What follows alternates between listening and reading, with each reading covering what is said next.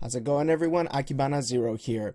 After the announcement that we got recently for BlazBlue Cross-Tag Battle, there's been a bit of a discussion, a bit of a controversy surrounding what ArcSys revealed during their live stream about their DLC plans. So it seems like what they're going for is a base roster of 20 characters, which is basically all of the characters minus Blake Belladonna, that have been revealed up until now. Blake was revealed during the live stream in a trailer that they showed, and she was dubbed a DLC character. The Blake as DLC will be joining another 19 characters as DLC to round up the roster to 40 characters. That would basically effectively mean that 50% of the roster, of the final roster, is DLC. And this obviously, and quite justifiably, has some people upset and kind of worried. And personally, I've been a little bit worried about this as well, because it's a little bit unlike ArcSys in a certain way. This is a bit of a new direction for Arc System Works, and I'd like to throw my hat into the discussion here, because there have been various people talking about this. There's been a lot of contention surrounding this problem, and I kind of want to bring a bit of a level-headed approach to this. So what I'm planning on doing here is laying down a few facts about fighting games and fighting game DLC from Street Fighter 4 up until now, and how ArcSys has been handling new versions of their fighting games. And then I'm just going to lay down what we know about the DLC right now and give you a little bit of my side and my opinion about all this. I'm not planning on siding with basically anybody. This is just my view right over here, because I've been a fighting game player for a very long time. I've had to deal with some pretty bad practices, some pretty okay practices, and I've kind of made my peace a little bit with DLC as a gamer in general, because that's the reality that we're facing right now, and unfortunately DLC is part of the deal. And if whoever didn't expect any DLC whatsoever in BlazBlue Cross-Tag Battle, sorry guys, that was like such a far-fetched wish in that case. So anyway, let's start off with a little bit some past. Let's start with Street Fighter 4. When Street Fighter 4 Vanilla released, it had a base roster of 25 characters, and that didn't include any DLC, because back then we still didn't have really any DLC in Street Fighter. Later on, Capcom released Super Street Fighter 4 at a lower price, if I remember correctly, than what the AAA price for the base game was. That added 10 characters, more story content, and other stuff like that, balance changes, etc. That was followed again by another, more of an update. It came out as a separate disc as well, but it was also the first time they actually did an update instead of requiring you to buy a disc. So they said basically Super Street Fighter was going to be the last disc you were going to buy, and that was for Arcade Edition.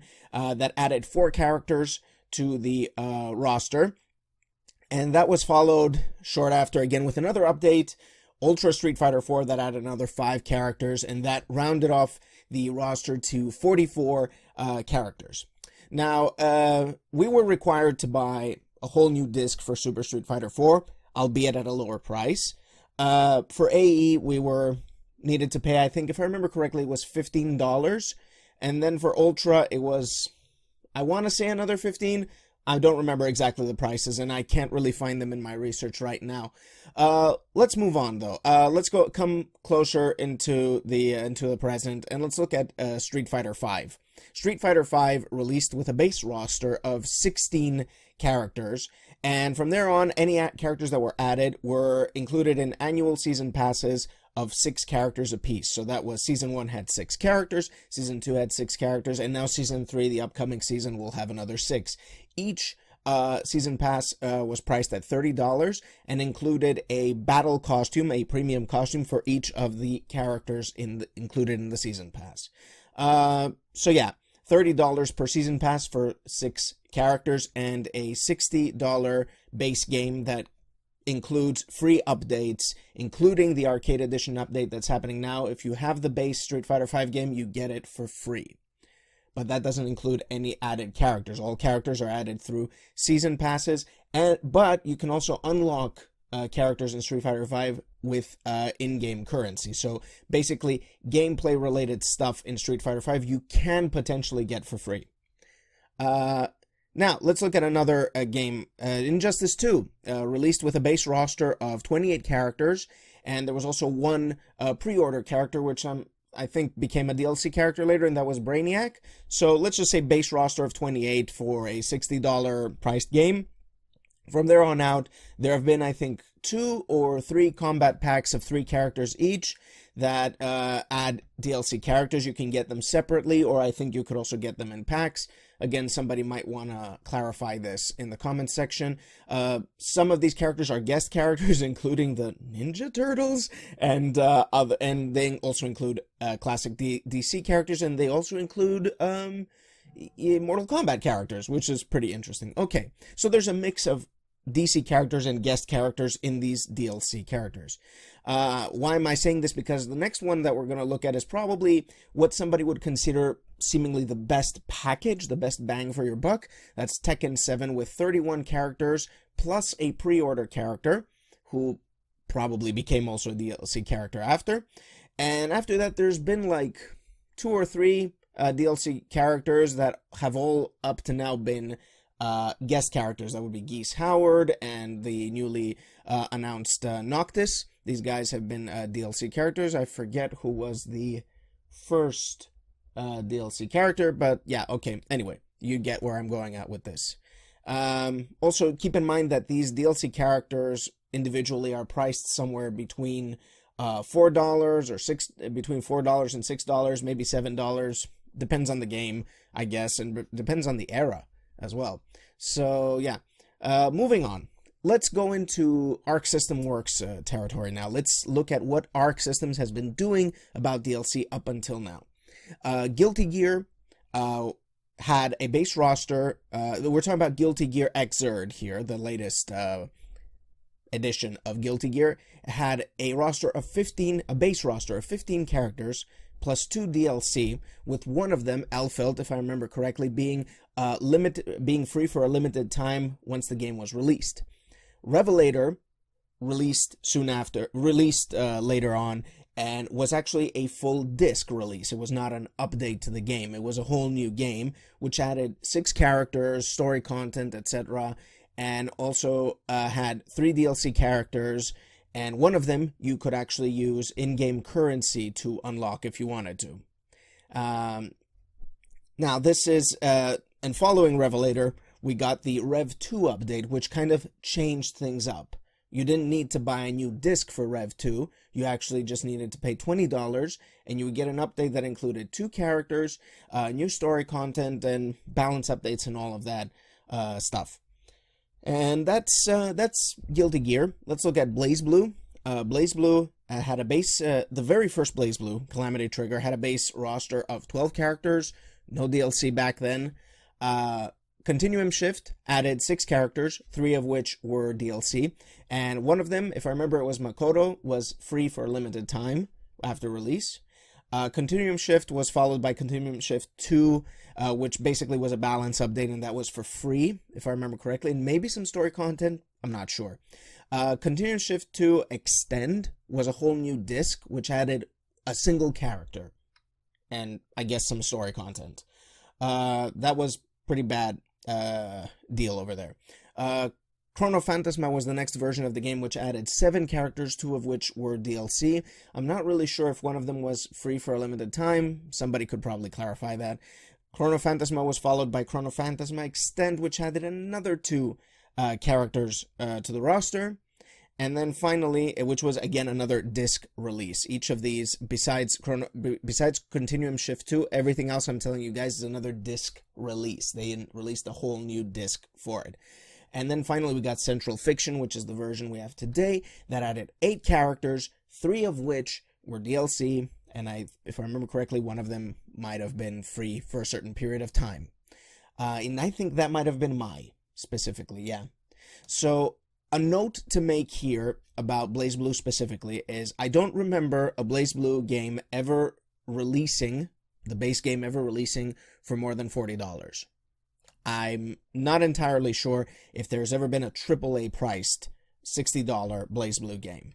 So now, let's look at ArcSys in their new form, so to speak.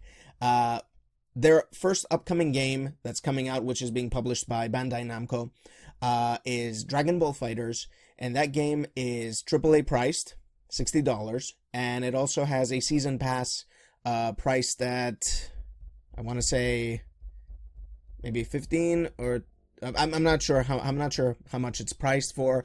It's I think it might have been $30. It might be $30. It includes the season passes for 8 characters, and if you pre-order, you unlock 2 other characters early. I think you can unlock them anyway in the game if you buy the base one. I'm not sure which would be the 2 God mode, Super Saiyan God, Super Saiyan modes of Goku and Vegeta. So yeah, that's for Dragon Ball FighterZ. We don't know what's going to happen in the future with new updates and stuff like that. We're not sure how they're going to handle it. I can't find any news on that, to be honest with you. Now let's look at BlazBlue Cross Tag Battle. Base roster of 20 characters plus 20 DLC. These DLC characters are going to be released in packs of 3, which means 18 characters plus 2 who are going to be dished out separately. The first one being Blake Belladonna, seemingly. And then they're going to have a Volume 1 pack, Volume 2, etc., etc., and then they're going to have one more released. And that's basically what I've found through places like Gematsu and Gematsu, whatever you call that, and other outlets. Right now, it seems that the base game, is being listed in Japan at 5,370 yen to download, to buy digitally, and 5,800 yen if you're buying it retail. Then there was a Reddit post I found that also priced the collector's edition, which includes the season pass for all of the characters and other collector's goodies and stuff, at 9,800. Now, there was a comparison made between that and the base game of Monster Hunter World, which was at 8,980 yen. I'm not converting yen prices right now because pricing of games in Japan is way more different than it is here in the West. So let's not look at pricing conversions here. What I want to highlight with these prices is that I want to highlight the range. So a 5,800 yen game is not comparable actually to a AAA priced game here in Europe or in the US. It is not, from what I understand. So the fact that we're making a comparison between the collector's edition and a base game like Monster Hunter World, which is considered a very heavy hitter kind of game in Japan, it's very popular and people want to buy it. This leads me to believe that the collector's edition is going to cost maybe a little bit above what it costs for a base AAA game in the West, $60. So with that information, I'm going to put my speculator's hat here. I'm not going to really change my cap here for that, but I'm going to put on my speculation cap here and say the game is probably going to be released at $40. I think that's what they're aiming for here. And do with that what you will. It's speculation, like I said. It's still an anime fighter, which traditionally ArcSys has been relatively more willing to price it at a lower range than others. So I'm making a bit of an assumption, a confident-ish assumption, that at 40 we're going to be talking about a base game of $40 here, followed by a season pass that is probably going to be pricing things at it's going to be probably priced at about $30, which is not that bad if you think about it for a moment. All right, this is facts and some of my speculation out of the way. Here's my opinion now. You can probably stop watching the video now if you want to, because this is all Opinionville. This is how I feel, and you don't have to follow what I'm saying whatsoever. I'm not going to try and apologize for ArcSys here. I don't work for them. I don't care. They're a business. Their business is to make money. Good. That's fine and well. I'm going to say, first of all, the way that everything has been presented has been completely off the mark. I am very disappointed in the way they've presented this whole ordeal. Okay. Second of all, I'm finding it egregious that Blake, and from what I understand, Yang, are going to be part of the DLC. And potentially paid DLC. This upsets me because basically they are not understanding completely where they're coming in right now. So let me make a comparison here. Who are the fundamental characters that you see in every Street Fighter game? Ryu, Ken, Chun-Li. Can you imagine Street Fighter 6 releasing down the line with Capcom saying, Ryu's in the base roster, as always, but do you want Ken and Chun-Li? You gotta pay for them. It's exactly like doing that. Splitting Team RWBY like that and having half of the team as paid for DLC is a total and complete fuck up. I'm going to say it like that. It's a fuck up. You have fucked up here, Arc Systems. You have fucked up big time. For sure, they're going to be very, very desired as characters. People really, really love Blake and Yang, and they will probably pay for them. But I think it is an egregious, a very bad move on your part to split Team RWBY like that. This is the foundation. These are the main characters of RWBY. You want this community to enter this space and to be fans of your game. You have to release Team RWBY. At least, if you can't have them in the base roster, I think Blake and Yang should be free. And if you're going with these two separate characters here, I'm going to make a bit of an assumption that the case will be that Blake and Yang are going to be released separately like that. But that is still not okay if they're paid for. I think it's not okay at all. And you should really rethink this. Because Team RWBY, like I said, is the foundation, is the main characters of the game. So this is what upsets me the most about all of this. Now, let's go on to my opinion on DLC in fighting games. I'm a believer that the main meat of any fighting game are the characters. These are, without the characters, you don't have the game, okay? Nobody wants to play the story mode. Nobody buys fighting games for the story mode, okay? Most people buy fighting games because they want the characters, okay? And to release them as paid DLC, without at least an option to get them for free, I think is a bad move.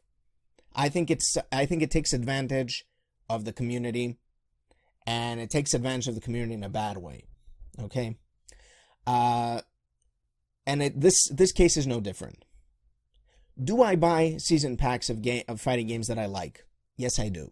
I buy the season pack, the season pass for every Street Fighter 6 season pass that has come up until now. I've bought the Dragon Ball FighterZ base game plus the season pass because I really want to play that game. But yeah, there are other games that I play as fighting games, but I don't get their DLC. Or I wait for the DLC to go on sale, which is always another possibility. But guys, DLC is here to stay. I've been a big advocate of removing loot boxes and other predatory DLC from the market. I watch any past weekly gaming blast, if you will. I've always had this stance. I don't like where the market has gone. But at the same time, the way the market works right now, the way video game market works in general, it allows for the games to be expanded. And allows for developers to create more of the games that we love. Are there many bad instances like this one we're facing right now? Yes, there are. And you can absolutely vote with your wallets, wait for a complete edition, or whatever. But for the time being, I would say until we have concrete information on pricing, on release schedules, on their plans, I would say let's keep the pitchforks at bay for a little bit, okay? Because what we're seeing here, as you can see from some of the facts, is really nothing that new, okay? If the game is indeed at $40 base game, and we get a season pass that's reasonably priced, isn't that kind of like paying for the AAA priced game that you were kind of expecting that would come out? I'll leave that for you to judge. For the time being, this is how I feel. Once again, I want to tell ArcSys that you are effectively alienating the RWBY community by making the move that you made right now. And I've personally been a little bit upset because Blake was the character that I really, really wanted. I'm not even past Volume 2 right now, and I really love that character, and I was really excited to see her, and she looks amazing. She's animated amazingly, but you're asking me to pay for it, and I'm going to pay for it. I was going to pay for it anyway. But I don't know about the rest of you guys, because this is a fighting game. This is a tough space to enter. And for some of you, it's probably going to be a very, very difficult space to enter, because you're like, especially if you've never played fighting games before, you're probably wondering, how am I convinced to enter this space now? And I understand that a lot. But at the same time, I would say, let's wait. And let's stop throwing opinions out there that, I'm not buying this now, my hype is down. Guys, the game is amazing. It looks amazing. And if something, in my deep opinion, if something looks amazing, plays amazing, and it's fun, does what we pay really matter that much at the end of the day? Again, this is just my opinion. Just how I feel about all of this. And you can choose to agree with me, or you can choose to disagree with me. That's perfectly fine. I want to keep this discussion going because I want to see a better future for this space. I want BlazBlue Cross Tag Battle to succeed, and I want to see more games like it. I want to see more RWBY characters down the line when there's another BlazBlue Cross Tag Battle down the line. Or I want to see a whole RWBY game, fighting game, of its own. Anyway, that's going to be it from what I feel about all of this. If you enjoyed my video, regardless of how you feel about it, leave it a like or a dislike. Perfectly fine, guys. And if you're enjoying my content, please consider subscribing, and I will catch you next time.